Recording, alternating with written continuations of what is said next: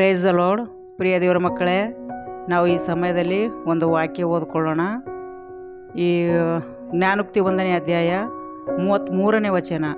ನನ್ನ ಮಾತಿಗೆ ಕಿವಿಗೊಡುವವರಾದರೂ ಸ್ವಸ್ಥ ಚಿತ್ತರಾಗುತ್ತಾ ಯಾವ ಕೇಡಿಗೂ ಭಯಪಡದೆ ಸುರಕ್ಷಿತನಾಗಿರುವಂತೆ ಎಂಬುದೇ. ಆಮೇಲೆ ದೇವ್ರ ನಮ್ಮ ಸ್ತೋತ್ರವಾಗಲಿ. ಪ್ರಿಯ ದೇವ್ರ ಮಕ್ಕಳೇ, ದೇವ್ರ ಮಾತಿಗೆ ಯಾರು ಕಿವಿ ಕೊಡ್ತಾರೋ ಅವರು ಸ್ವಸ್ಥವಾಗಿರುತ್ತಾ ಯಾವಾಗಲೂ ಸ್ವಸ್ಥತೆಯಲ್ಲೇ ಇರ್ತಾರೆ. ಯಾವ ಅನಾರೋಗ್ಯದಲ್ಲಿ ಯಾವ ರೋಗದಲ್ಲಿ ಬೀಳೋದಿಲ್ಲ. ದೇವ್ರ ನಮ್ಮ ಸ್ತೋತ್ರವಾಗಲಿ. ಯಾವ ಕೇಡಿಗೂ ಭಯಪಡದೆ ಸುರಕ್ಷಿತನಾಗಿರುವನು ಎಂಬುದೇ ದೇವ್ರ ನಮ್ಮ ಸ್ತೋತ್ರ.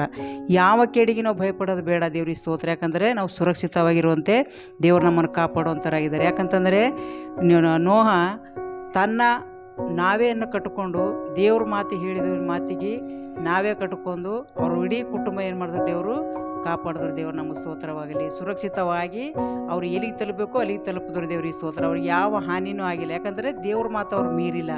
ದೇವ್ರ ಮಾತು ಅವ್ರು ನಿರ್ಲಕ್ಷ್ಯ ಮಾಡಿಲ್ಲ. ಅದಕ್ಕೋಸ್ಕರ ಈ ದಿನಗಳಲ್ಲಿ ನಾವು ಕೂಡ ಯಾವಾಗಲೂ ಏನು ಮಾಡಬೇಕು, ದೇವರ ಮಾತಿಗೆ ನಾವು ಕಿವಿಗೊಡೋರಾಗಿರಬೇಕು. ದೇವ್ರಿಗೆ ಸ್ತೋತ್ರ. ದೇವ್ರು ಏನು ಹೇಳ್ತಾರೋ, ದೇವ್ರು ಏನು ಕೇಳ್ತಾರೋ ನಾವೇನು ಮಾಡಬೇಕು, ಕಿವಿಗೊಡಬೇಕು. ದೇವ್ರಿಗೆ ಸ್ತೋತ್ರ.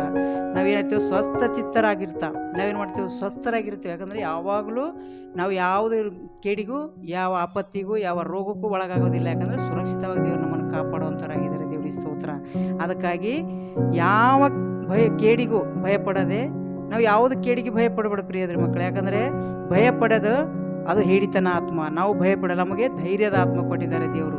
ನಮಗೆ ಎಂಥ ಆತ್ಮದಾಗಿದ್ದರೆ ದೇವ್ರ ಬಲ ನಮ್ಮಲ್ಲಿ ಇದ್ದಾಗ ನಮಗೆ ಯಾವ ಹೆದರಿಕೆ ಬರೋದಿಲ್ಲ. ಸುರಕ್ಷಿತನಾಗಿರುವನೆಂದು ಎಂಬುದೇ ದೇವ್ರು ನಮ್ಮ ಸ್ತೋತ್ರವಾಗಲಿ. ಯಾವಾಗಲೂ ನಾವೇನು ಮಾಡ್ತೀವಿ, ಸುರಕ್ಷಿತವಾಗಿರಲು ಇರ್ತೀವಿ. ದೇವ್ರಿಗೆ ಸ್ತೋತ್ರ.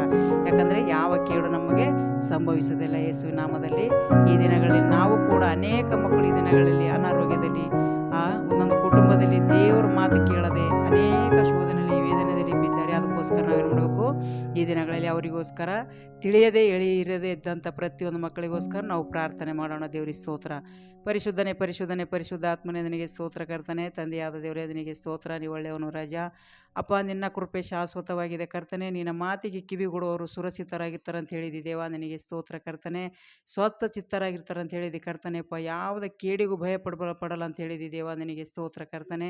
ನಿನ್ನ ಚಿತ್ತವಂತೆ ನಿನ್ನ ಮಕ್ಕಳಿಗೆ ಆಶೀರ್ವದಿಸು, ಬಲಪಡಿಸು ದೇವ.